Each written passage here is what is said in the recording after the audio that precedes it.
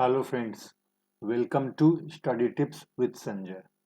आज हम लोग इस वीडियो में बिहार के बजट की चर्चा करेंगे। बजट 2022-23 जो आज बिहार विधानसभा में प्रस्तुत किया गया। तो आइए देखते हैं 2022-23 के बिहार बजट में क्या खास बात है। जैसा कि आप सबको पता है, यहाँ के deputy chief minister Tarkishore Prasad वित्त मंत्री भी हैं और उन्होंने दूसरी बार यह बजट पेश किया है। आमतौर पे बजट को लोग काफी हौवा बना के रखते हैं और खासकर स्टूडेंट्स में एक हैवॉक रहता है कि बजट कैसे पढ़ें या नहीं। इसको बेवजह हौवा बनाने की जरूरत नहीं है। बहुत आसानी से कूल ठंडे दिमाग से इसको देखने की जरूरत है। इसमें हर डेटा को रटने की आवश्यकता नहीं पड़ती, बल्कि इसको पहले इत्मीनान से समझना चाहिए और आवश्यक जो डेटा है एग्जाम के लिए वो खुद ब खुद आप समझ जाएंगे।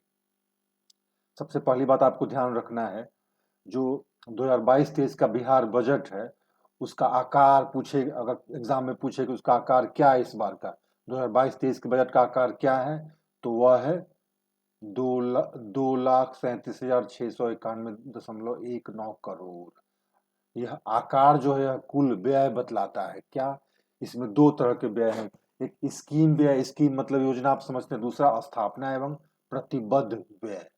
अब आइए स्थापना एवं प्रतिबद्ध व्यय में क्या आता है जरा ये देख ले, थोड़ा सा आपको इसको ध्यान में रखना है। अब स्थापना एवं प्रतिबद्ध व्यय की जब बात होती है तो प्रतिबद्ध व्यय में है कमिटेड एक्सपेंडिचर, मतलब वो करना ही करना है, उसमें कहीं कोई चेंज नहीं हो सकता है। सरकार को उतना करना ही होता है सरकार चलाने के लिए। तो उसमें सबसे पहला आता है प्रतिबद्ध कमिटेड एक्सपेंडिचर में पेंशन वेतन पेंशन इंटरेस्ट पेमेंट और लोक ऋण अदायगी, जो इंटरेस्ट लिया जाता है उसको लौटाना। तो कमिटेड एक्सपेंडिचर में क्या हो गया, आप इसको समझने की कोशिश कीजिए। वेतन हुआ, पेंशन हुआ, ब्याज भुगतान और लोक ऋण अदायगी। अब अगर प्रश्न पूछता है कमिटेड एक्सपेंडिचर प्रतिबद्ध व्यय में इनमें से कौन शामिल नहीं है, तो अगर आप समझते हैं कि वेतन, पेंशन, ब्याज भुगतान और लोक ऋण, अगर इन चार में से कोई एक न देकर कुछ और दिया हुआ हो तो आप समझ जाएंगे कि ये कमिटेड एक्सपेंडिचर में वो नहीं है। एक बात।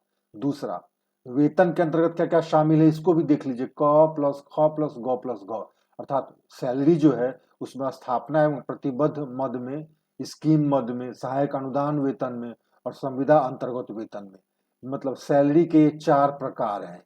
ये सब मिलाकर सैलरी है और बाकी पेंशन, ब्याज भुगतान और लोक ऋण अदायगी, ये चारों मिलाकर कमिटेड एक्सपेंडिचर। समझ गए आप? और वेतन में ये चारों आता है, सैलरी में ये चारों आता है। अब जो आपको समझना है, बिना घबराए हुए, बिना परेशान हुए, सैलरी में सरकार कितना खर्च कर रही है, तो देखिए 64,788.01 आंख मूंद कर, सब घबरा कर सारे डेटा याद रखने की जरूरत नहीं पड़ती है, बस समझ कर थोड़ा टाइम देकर और देखिए क्या है वेतन में। अब आइए देखिए क्या है यहाँ पे। पेंशन में कितना खर्च, 24,252.29 करोड़। ब्याज भुगतान में 16,305.03 करोड़। बस आप दो तीन बार देखेंगे, यह डेटा इतना टफ नहीं होता है याद करना। घबराए, परेशान और सब डेटा याद रखने के चक्कर में परेशान होते हैं। अब आइए, आपने ये देख लिया। अब कुल प्राप्ति, टोटल रिसिप्ट, जिसमें रेवेन्यू रिसिप्ट होता है, कैपिटल रिसिप्ट होता है। रेवेन्यू मतलब क्या होता है, रेवेन्यू रिसिप्ट के अंतर्गत आपको जो सरकार को जो आय प्राप्त होती है टैक्स वगैरह से, उसको शामिल करते हैं। लेकिन सिर्फ टैक्स से ही आय प्राप्त नहीं होती है, नॉन टैक्स रेवेन्यू भी होता है, अर्थात ऐसा रेवेन्यू जो टैक्स नहीं होता है। जैसे राज्य सरकार को कोई लाभ हुआ हो, राज्य सरकार जैसे आपसे पेनाल्टी लेती है किसी बात के लिए, फी लेती है, या अगर उसको जो कर्ज दिया हुआ है उस पर उसको इंटरेस्ट मिलता है, तो ये सब सारा कुछ रेवेन्यू रिसिप्ट में आता है। पूंजी उसी तरह पूंजीगत कैपिटल रिसिप्ट, ये दोनों मिलाकर बोलते हैं कितना, टोटल रिसिप्ट 2,37,891 है। कुल प्राप्ति कितना है, ये है कुल प्राप्ति। राजस्व प्राप्ति इतना आप देख रहे हैं, 1,96,704। उसमें क्या क्या है राजस्व प्राप्ति में, देखिए क्या है। तो यहाँ पे ध्यान देना है, केंद्र सरकार से प्राप्त राजस्व 1,49,181.89 करोड़। अब इसमें क्या है, आपको ध्यान से देखना है। केंद्र सरकार से प्राप्त करों में हिस्सा कितना है? केंद्र सरकार से प्राप्त करों में हिस्सा 91,180.60 करोड़। तो केंद्र सरकार से प्राप्त करों में हिस्सा इतना हो गया। और केंद्र सरकार से सहायता अनुदान कितना मिल रहा है? 58,001.29 करोड़। अनुदान थोड़ा बहुत आप याद रख सकते हैं, बहुत इंपॉर्टेंट नहीं है। राज्य के अपने राजस्व जो रेवेन्यू रिसिप्ट है, तो एक तो केंद्र सरकार से जो राजस्व प्राप्त होता है, केंद्र सरकार को जो कर मिलता है, उसमें राज्यों का भी हिस्सा होता है, सब तो आपको पता होगा ही। उसके अलावा अनुदान मिलता है, अनुदान में 70% रखना होता है, 30% आपको लौटाना होता है, क्योंकि पूरा का पूरा आपको नहीं मिलता है उसमें। तो आप यह सब समझते होंगे। अब राज्य का अपना भी तो इनकम है, तो वो कर से प्राप्त होने वाली आय कितनी है? आप देख रहे हैं 41,387.00 करोड़ ये। और नॉन टैक्स रेवेन्यू जो है 6,135.62 करोड़। आपने देख लिया टैक्स, ये क्या क्या कहते हैं, टैक्स रेवेन्यू और नॉन टैक्स रेवेन्यू, ये दो आपने समझ लिया। अब राज्य के कर राजस्व के विभिन्न स्रोत, अर्थात टैक्स से जो राज्य को इनकम होता है बिहार को, उसको देखिए। वाणिज्य कर से 32,387 करोड़। इसका मतलब आपको यहाँ क्या ध्यान रखना है कि राज्य को जो करों से आय होती है, उसमें सबसे अधिक किस कर से आय होती है? वाणिज्य कर से, कॉमर्शियल टैक्स से। उसके बाद किससे? स्टाम्प एवं निबंधन शुल्क से, रजिस्ट्रेशन फी। उसके बाद तब परिवहन कर, और फिर उसके बाद भू राजस्व से। तो अगर आपको ऑप्शन दे बढ़ते क्रम में राज्य के कर के जो विभिन्न स्रोत हैं, उनमें बढ़ते क्रम में या घटते क्रम में, तो आप देखिए कैसे है। पहले नंबर 1 पे हो गया वाणिज्य कर, 2 पे हो गया स्टाम्प एवं रजिस्ट्रेशन शुल्क, 3 पे हो गया परिवहन, और 4 पे लैंड रेवेन्यू। क्लियर? कोई दिक्कत नहीं। तो इस तरह से आप यहाँ इस बात को याद रखेंगे। अब आइए देखते हैं गैर कर राजस्व, मतलब ऐसा इनकम जो कर से नहीं आ रहा है बल्कि किसी और चीज से आ रहा है।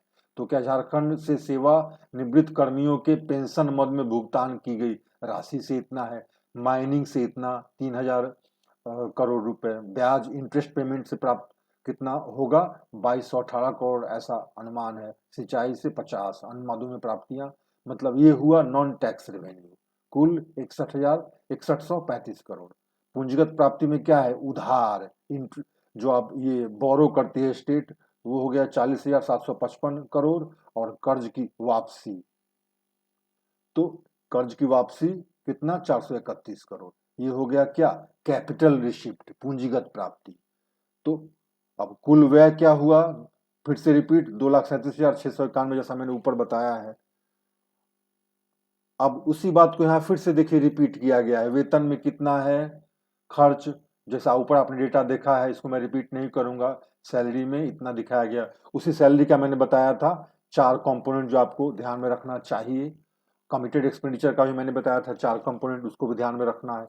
पेंशन में कितना खर्च है, आप इसको याद रख सकते हैं। और इंटरेस्ट पेमेंट में 16,305, ये आप याद रख सकते हैं। सब्सिडी में कितना खर्च जाएगा? तो 11,057.76 करोड़। इससे अधिक आपको बेवजह आंख मूंद कर सब कुछ रटने की जरूरत नहीं। अब देखिए पूंजीगत व्यय, कैपिटल रिसिप्ट जो होता है उसमें से खर्च भी होता है।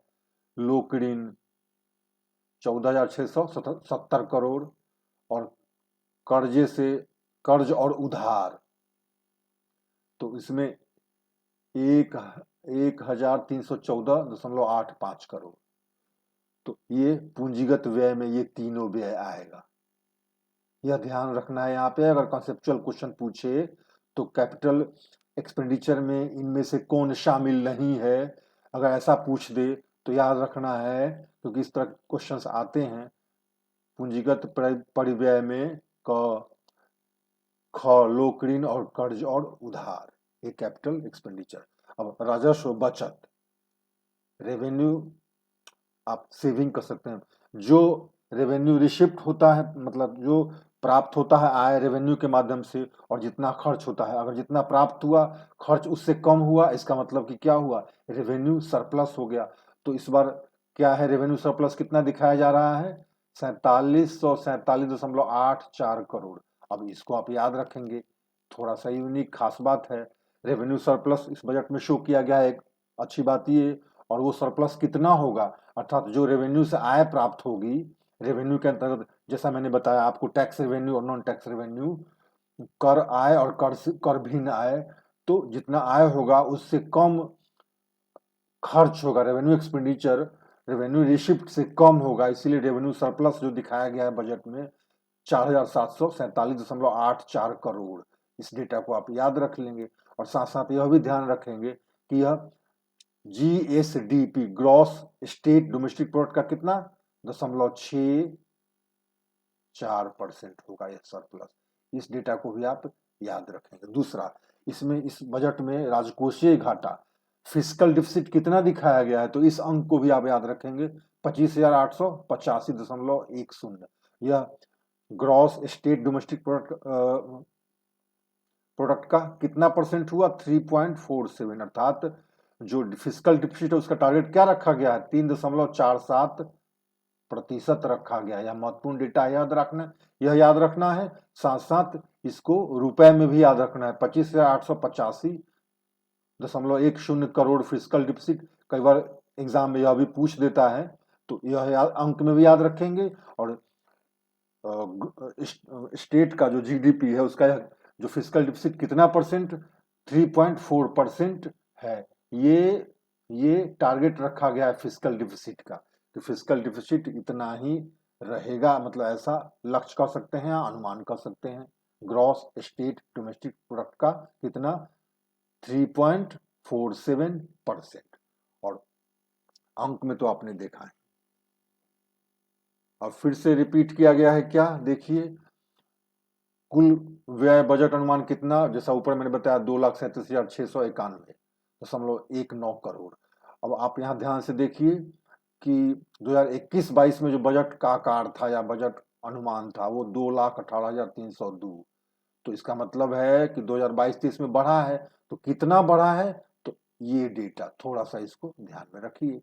तो 19,388.49 करोड़ रुपए का जो है बजट अनुमान इस बार ज्यादा है, मतलब कि 2,18,302.70 करोड़ था पिछली बार 2021-22 में बजट का कुल व्यय, और इस बार कितना हो गया 2,37,691, तो 19,388 बढ़ा है, बजट का आकार बढ़ा है, यह ध्यान देना है। अब स्थापना में प्रतिबद्ध व्यय का बजट अनुमान अभी मैंने ऊपर बताया ही था, इसको मैं रिपीट नहीं करूंगा, है ना। ये क्या है, इसमें भी बढ़ोतरी है, क्योंकि 2021-22 में जो ये था स्थापना एवं प्रतिबद्ध व्यय कमिटेड एक्सपेंडिचर कम था, 1,17,783, इस बार बढ़ के 1,37,460 हुआ। यह तुलनात्मक अध्ययन है, कर देखना चाहिए, मतलब 19,677.11 करोड़ रुपए अधिक है इस बार कमिटेड एक्सपेंडिचर। वार्षिक स्कीम का कुल बजट अनुमान इस बार कितना है, 1,00,000, इकाई दहाई सैकड़ा हजार 10,000 लाख, 1,00,000 करोड़। वार्षिक स्कीम का कुल बजट अनुमान, मतलब स्कीम में टोटल खर्च 1,00,000 करोड़ का है। अब एक और बात ध्यान, सुशासन के कार्यक्रम 2020-25, जिसमें आत्मनिर्भर बिहार के 7 निश्चय के अंतर्गत वित्तीय वर्ष 2021-22 में विभिन्न विभागों के अंतर्गत कुल बजट प्रावधान 5,000 करोड़ रुपए का किया गया है। अर्थात 2021-22 में कितना किया गया है, आत्मनिर्भर बिहार के 7 निश्चय 2 पर बजट अनुमान 5,000 करोड़। अब देखिए आगे बजट क्या कहता है। वित्तीय वर्ष 2022-23 में कुल राजस्व इतना है जो अभी ऊपर में आप लोगों ने देखा ही, और 2020-21 के बजट अनुमान से यह अधिक है, अर्थात 2020-21 में जो कुल राजस्व व्यय था वो 1,77,071.39 करोड़ था, इस बार राजस्व व्यय थोड़ा बढ़ गया है, 1,91,956 करोड़ अनुमानित है। ऐसा अनुमान है कि इस बार खर्च ज्यादा होगा। कितना ज्यादा होगा पिछली बार से? 14,885 करोड़। बिल्कुल आंख एक बार इस बात बजट को पहले समझिए। फिर उसी तरह 2022-23 में कुल पूंजीगत व्यय कैपिटल एक्सपेंडिचर कितना? 45,734.52 करोड़ कैपिटल एक्सपेंडिचर। यह बढ़ गया। 2021-22 में कितना था कैपिटल एक्सपेंडिचर? 41,231.31 करोड़। इस बार 45,734 करोड़। तो कैपिटल एक्सपेंडिचर भी बढ़ा है। आपने देखा इस चीज को? इस बात को पहले समझिए, आंख मूंद कर रटिए नहीं। ऐसे ही रेवेन्यू एक्सपेंडिचर भी बढ़ा है, पहले इस बात को समझिए। कितना बढ़ा है? 14,885 करोड़। ये बढ़ा है 4,503 करोड़। अब कुल पूंजीगत व्यय है, इसको थोड़ा सा ध्यान में रखना है, इस डेटा को, बिना घबराए हुए। अब देखिए क्या है, राजस्व एवं पूंजीगत व्यय क्रमशः उसी बात को फिर से यहाँ रिपीट किया गया। 2022-23 में कितना हो गया? 2022-23 में रेवेन्यू एंड कैपिटल एक्सपेंडिचर क्रमशः कितना हो गया? इतना और इतना, जो अभी आपने ऊपर देखा। जो कुल व्यय का कितना परसेंट है? 80.76% और 19.24%। मतलब revenue receipt, sorry revenue expenditure और कैपिटल एक्सपेंडिचर कितना है टोटल कुल व्यय का? तो 80.76 और 19.24। तो आप यहाँ पे कैपिटल एक्सपेंडिचर वाले इस परसेंटेज को थोड़ा सा ध्यान में रखेंगे।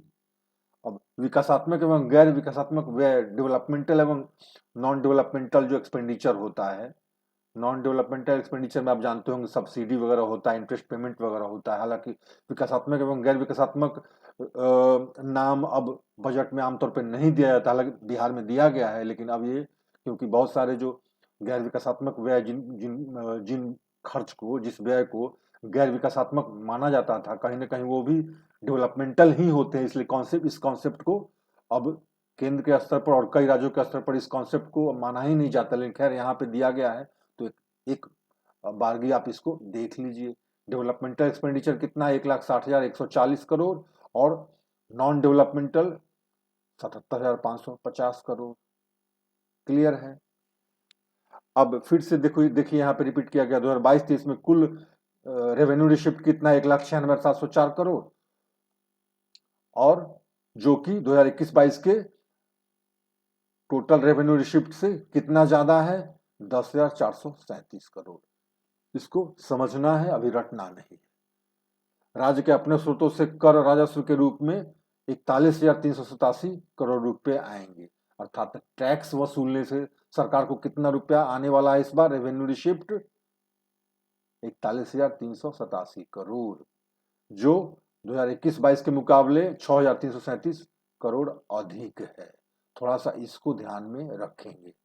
जैसा मैंने बताया, रेवेन्यू रिसिप्ट में दो तरह का होता है, टैक्स रेवेन्यू, टैक्स से होने वाली आय, और नॉन टैक्स रेवेन्यू, गैर कर से प्राप्त आय।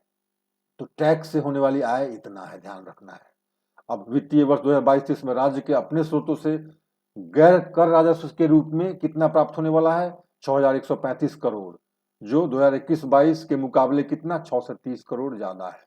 बस समझिए, मतलब टैक्स के वसूलने के अलावे जो आय प्राप्त होगी, वह भी इस बार 2022-23 में पिछले बार के मुकाबले अधिक होने का अनुमान है। कितना? 630 करोड़। बस इस बात को समझना है।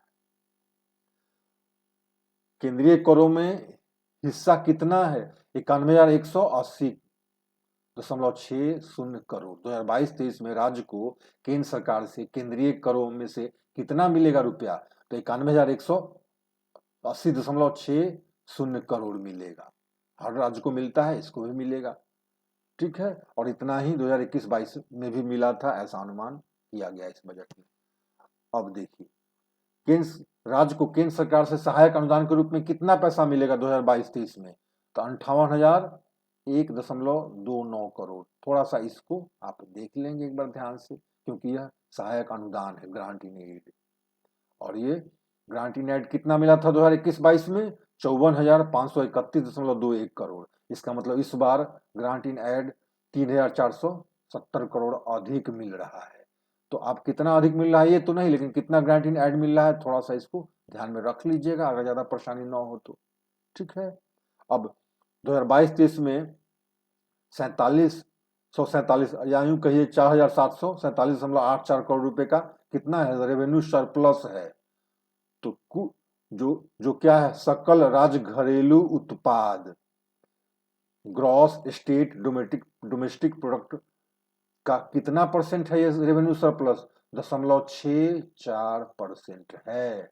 इसको थोड़ा याद रखना है। और साथ साथ 2022-23 में ग्रॉस स्टेट डोमेस्टिक प्रोडक्ट कितना हुआ? 7,45,310 करोड़।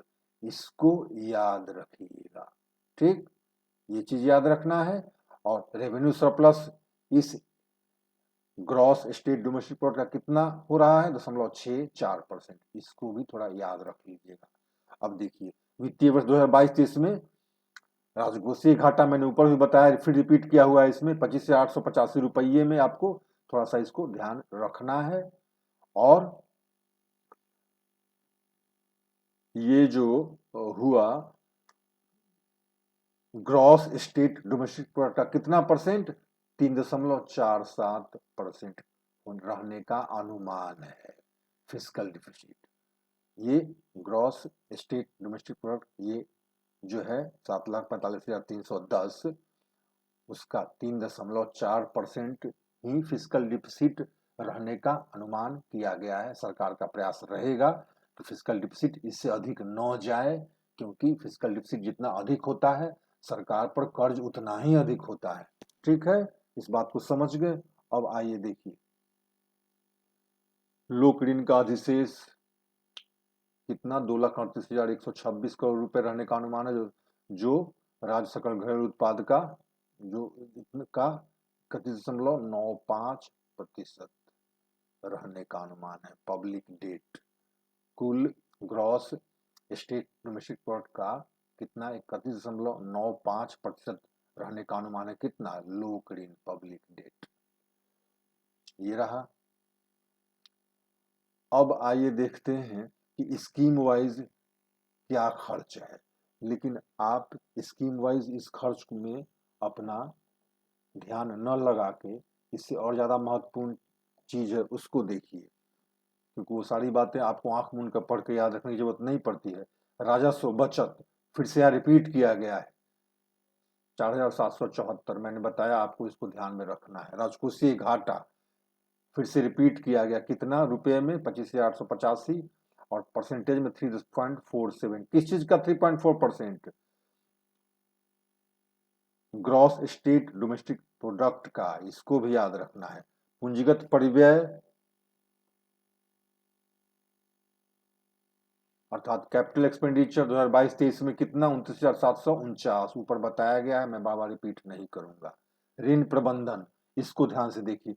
बिहार राजकोषीय उत्तरदायित्व, Bihar fiscal responsibility and budget management act अधिनियम के प्रावधान के आलोक में राजकोषीय घाटा 3.5% रखा जाता है। यह अपने आप में एक प्रश्न है, याद रखिए। Bihar fiscal responsibility and budget management act के अंतर्गत फिस्कल डिफिसिट को कितना रखने का बनाया गया है? ये फिस्कल डिफिसिट को अधिकतम सीमा कितनी रखी गई है? 3.5। अर्थात इससे अगर ऊपर जाता है फिस्कल डिफिसिट तो वो अच्छी बात नहीं है, और 3.5 या उससे कम रहता है, इसका मतलब बिहार सरकार फिस्कल डिफिसिट को मैनेज करने में सफल रही। बस इस बात को ध्यान रखना है। इस पर क्वेश्चन भी पूछा गया है। Fiscal deficit, fiscal responsibility and budget management act के तहत फिस्कल डिफिसिट की सीमा कितनी रखी गई है? 3.5% रखी गई है बिहार। ठीक है, तो इस बात को आप ध्यान रखेंगे। अब आते हैं नीचे,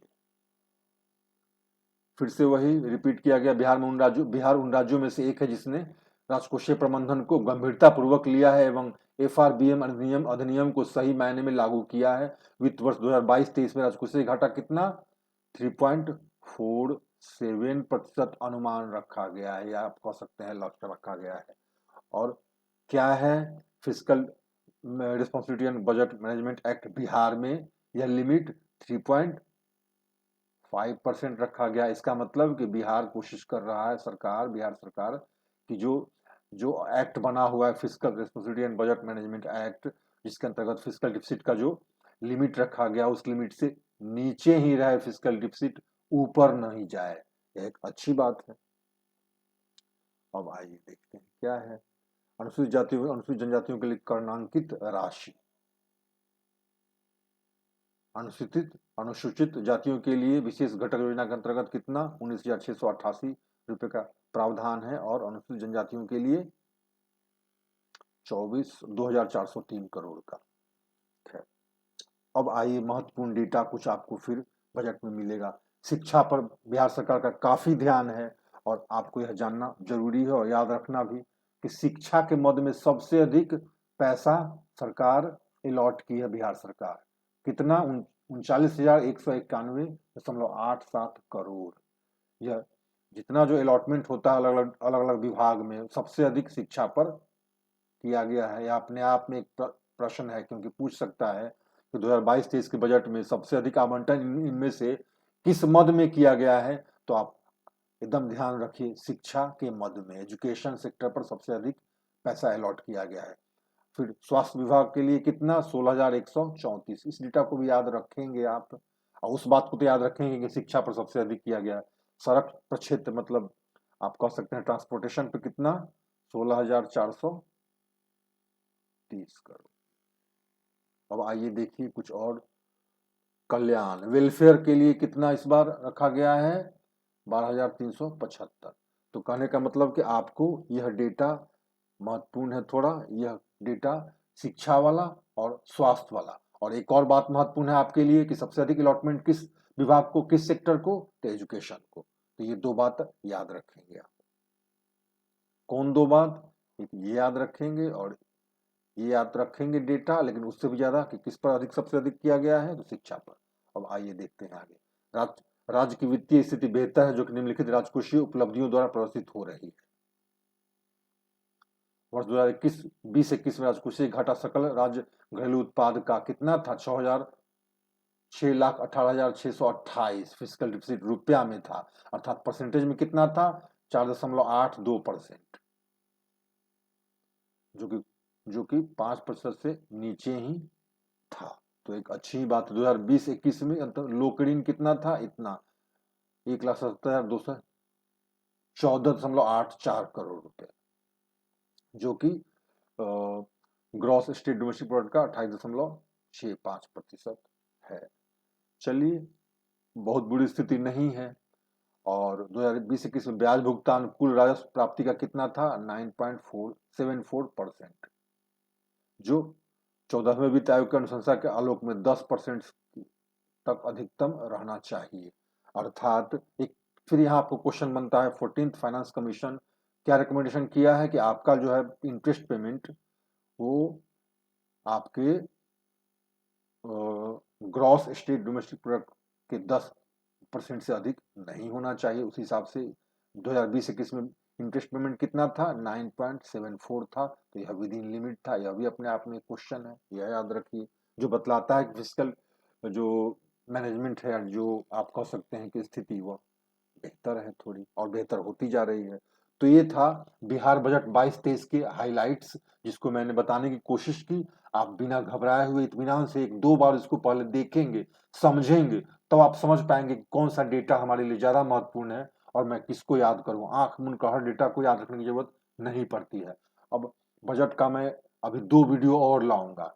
नेक्स्ट वीडियो जो होगा वो होगा ग्राफ पर आधारित, ताकि आपको समझने में और डेटा याद रखने में आसानी हो। और इसी बहाने में और पिन पॉइंटेड जो आवश्यक डेटा है उसी पर को अंडरलाइन करूंगा, ताकि आपको कंफ्यूजन ना हो। उसके बाद थोड़ा और इस बजट में जो स्कीम वगैरह कुछ और नया आया है या लागू किया गया है उसके संबंध में एक और वीडियो लाऊंगा। तो इस तरह से इस बार मैं बिहार बजट पे 3 वीडियो लाऊंगा। फिलहाल के लिए आप इसको एक बार ध्यान से देखें और पहले बजट को समझने की कोशिश करें, फिर तब कुछ जो आवश्यक जो डेटा है उसको याद करें। अगर आपको यह वीडियो अच्छा लगे तो आप लाइक एंड सब्सक्राइब करेंगे। कहीं कोई दिक्कत हो, कोई कमी नजर आए तो आप कमेंट सेक्शन में कमेंट करेंगे। Thank you very much.